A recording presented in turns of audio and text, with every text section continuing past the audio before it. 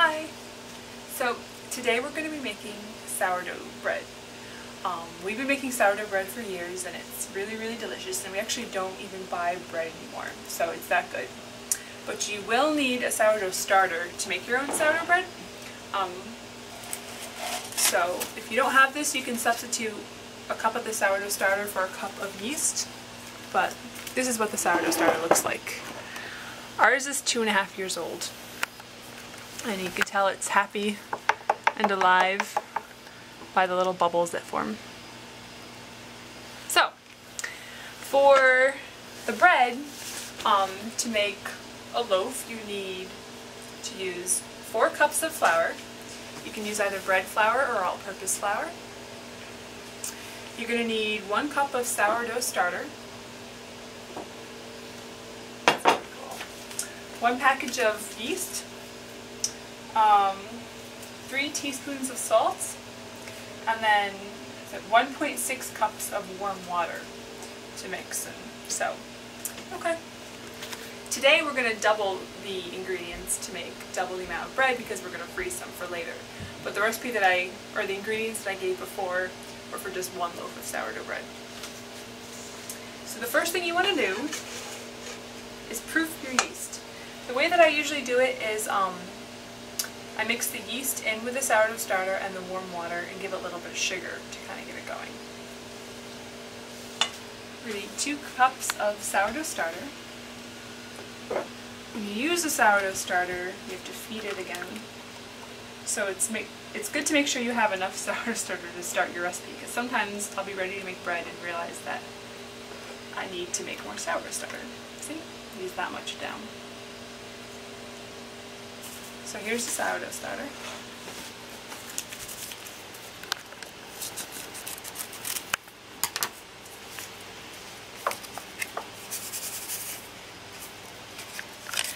And then I'm going to add 3.2 cups of water. Warm water.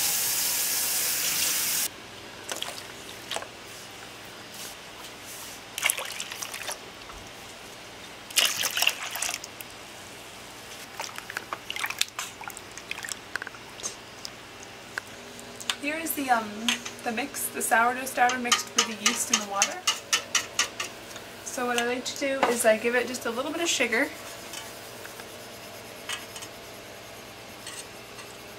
And let it sit for a little bit to give the yeast something to eat. So a good way to kickstart the yeast would be to add 1/4 of the flour that the recipe calls for. So the recipe calls for 4 cups of flour, so 1/4 would be 1. But since we're doubling it, I'm going to add 2 cups of flour. And you mix it in and let it sit for 10 or 15 minutes. And then it'll get it bubbly and proof it up and get it active and ready to go for your bread.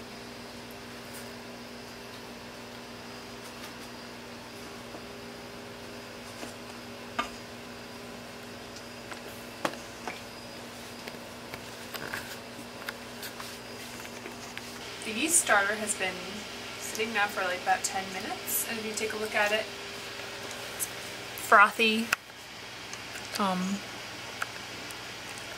bubbly, so it's ready to go. Now we're going to add the rest of the flour and the salt. So we added 2 cups to begin with, so I'm going to continue with the bread flour. We want 8 cups altogether for a double batch.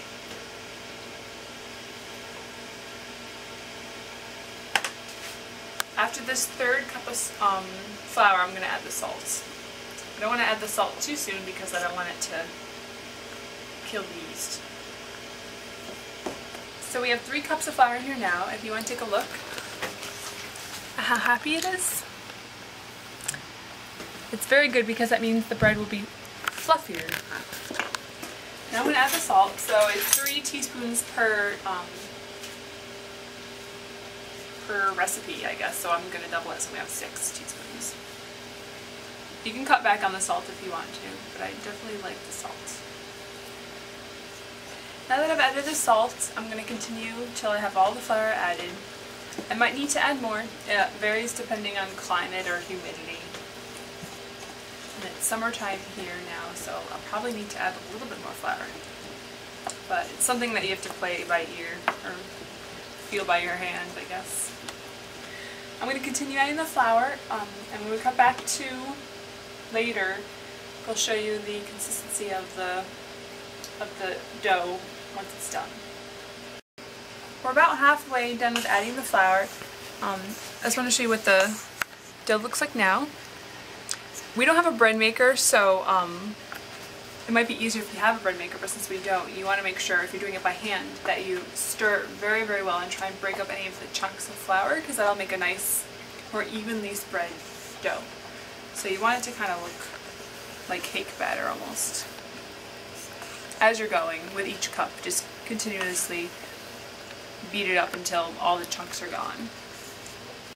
Another little tip is that before you add the flour, if you have a sifter, you can use that to help break up the chunks, to make it easier to mix into the dough. But we don't have a sifter, so what I do is I just take it and I just kind of go like this to kind of break up the flour and get a little air in between, so it's sort of like sifting. So if you don't have a sifter, I advise that because it helps a lot when you're mixing it together. This is the middle part where you're figuring out how much flour you need. Generally you want, or the way that I like to do it is have the dough be a little bit sticky, but this is a little too sticky, so I gotta keep adding flour. Now the dough is almost ready, but what I'm doing is just really working in the flour, because sometimes it'll seem like it's dry enough, but then you work it a little bit more, it'll get sticky again. And, I find that the more you tend the bread dough, the better it comes out. So I'm just going to knead it for a little bit longer till it's a little more sticky and all worked in. Our dough is done now, so it's pretty pliable and a little sticky, and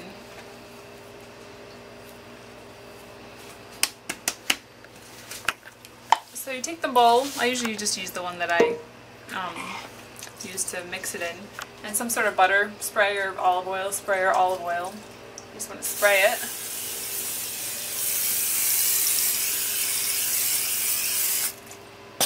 Coat it well.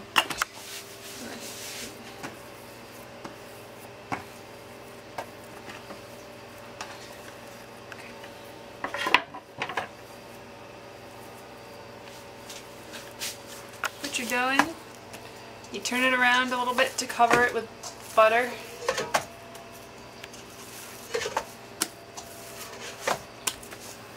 Then you take a clean towel, you cover it up, and you put it in a warm spot to let it rise for an hour. If you have a gas oven, you could put it in your oven with the door shut, and that would be enough heat to be warm. And if you don't, if you have an electric oven, if you just turn up your oven a little bit to warm up the inside, then turn it back off, and you could put the dough in there. So it's been an hour. I was actually baking zucchini bread at the same time that this was rising, so it was sitting on the warm oven, and it's very happy dough. So basically when you do that, you just punch it down, get some of the air out. You flour a surface that you want to work it on.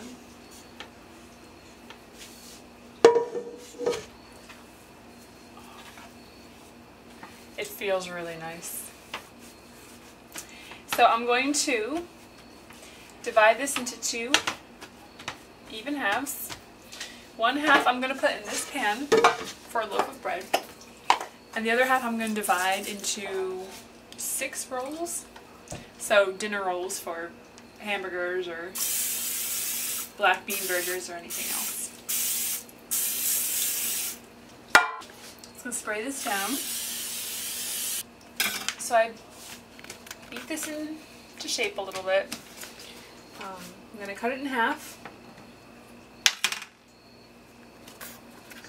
One half I'm going to put into this bread pan. Again, I made double the recipe, so half of it is going to be used to make one loaf, because depending, sometimes the loaf doesn't rise too much, so we wanted to have a big loaf of bread for our sandwiches. So there's that. So this I'm going to turn into rolls for hamburgers or black bean burgers or anything like that. And I'm going to make this into 8 rolls. So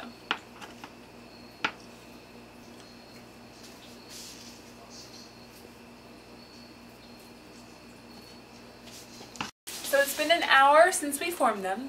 We set them on top of the oven and let them rise a little bit longer. So we've got the rolls here and the loaf of bread here.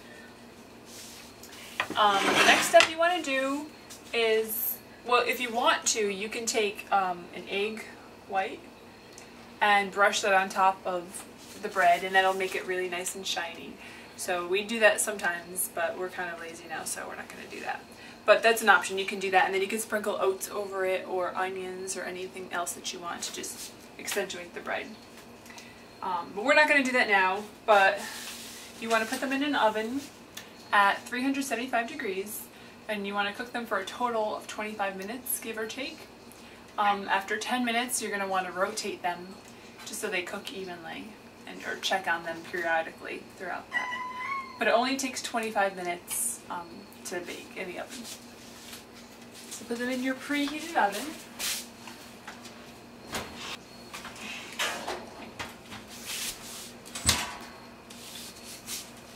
And check on them in 10 minutes. Rotate them. It's been 10 minutes, so we're going to rotate the bread. Oh my goodness. Oh my goodness. This is very happy bread. So we rotated the bread after 10 minutes and it looks really, really nice. Now it's just got 15 minutes left and then it should be done. I'll check on it probably in 10 just to make sure it's not burning, but 15 minutes and it should be done. It's been 25 minutes and our bread is done.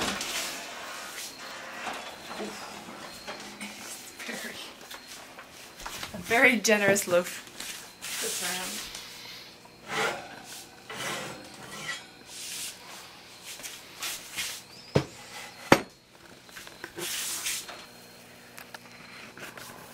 Perfect.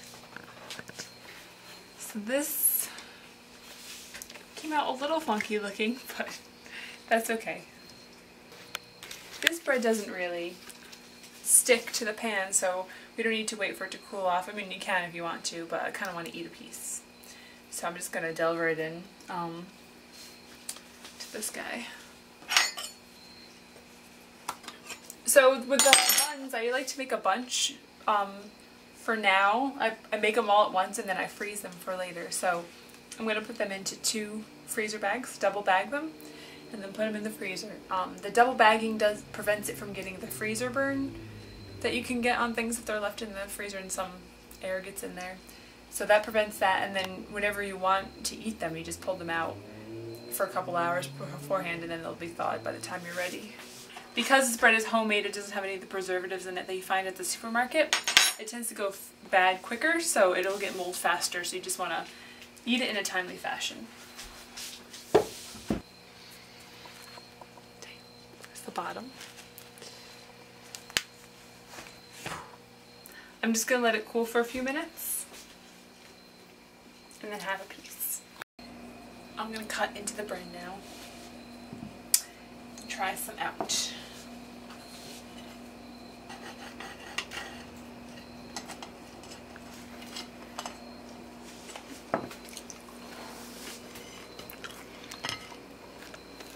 Here's the inside. It came out pretty nice. It smells really good too.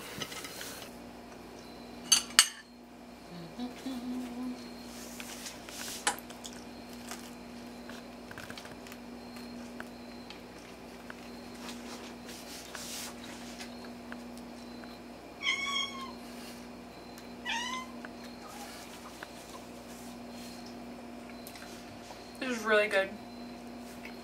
The crust is hard and chewy, or tough and chewy, and the inside is very, very soft, so It came out awesome. I'm very happy. So yeah, it's good.